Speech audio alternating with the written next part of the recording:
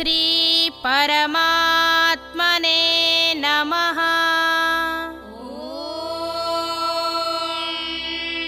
श्री परमात्मने नमः। श्रीमद्भगवद्गीता श्रीमद्भगवद्गीता अथ षष्ठोऽध्यायः। अथ षष्ठोऽध्यायः।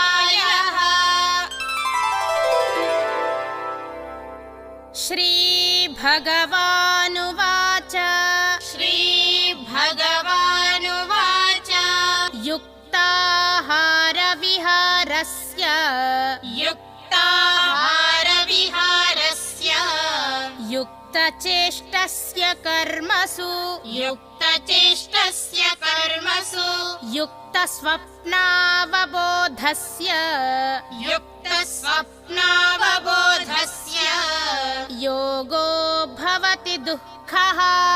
योगो भवति दुःखः।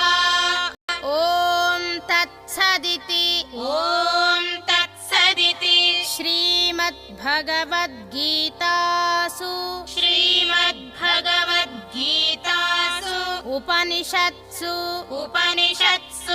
ब्रह्मविद्यायां योगशास्त्रे श्रीकृष्णार्जुनसंवादे आत्मसंयमयोगो नाम षष्ठोऽध्यायः।